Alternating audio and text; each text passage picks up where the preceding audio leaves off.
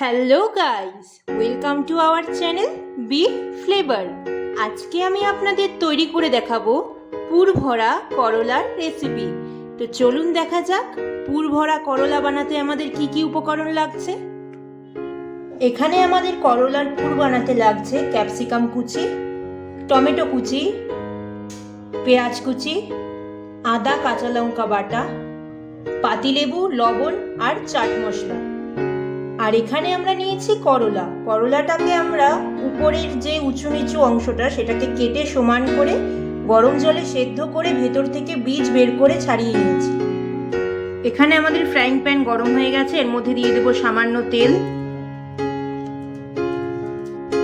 দিয়ে দেব কুচনো পেঁয়াজ, কুচনো ক্যাপসিকাম,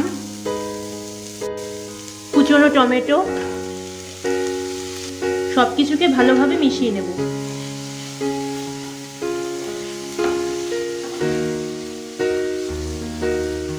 দিয়ে দেব আদা কাঁচা লঙ্কা বাটা,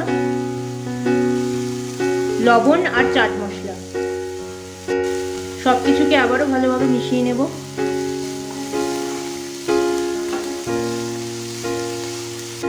দিয়ে দেব পাতিলেবুর রস,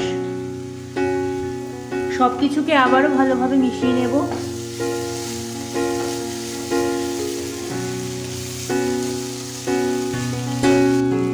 এখানে আমাদের পুর তৈরি হয়ে গেছে, এবার উপর থেকে একটু চিজ ছড়িয়ে দেব।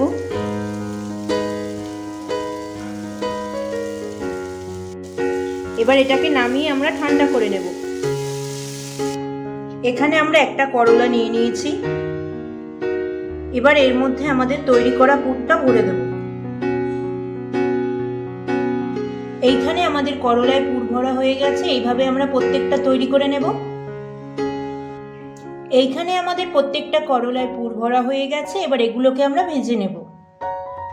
এখানে আমাদের ফ্রাইং প্যান গরম হয়ে গেছে, এর মধ্যে দিয়ে দেব সামান্য তেল।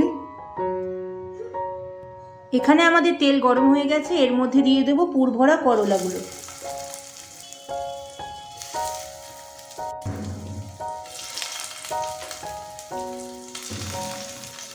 করলাগুলোকে আমরা উল্টে পাল্টে লাল লাল করে ভেজে নেব।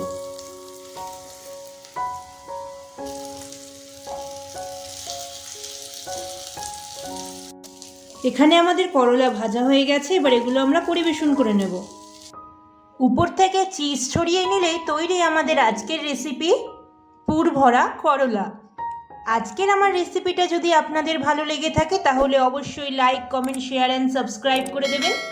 তো আজকের মতো ভিডিওটা এখানে শেষ করছি, দেখা হবে আগামীকাল নতুন পর্বে নতুন আরেকটা রেসিপি নিয়ে।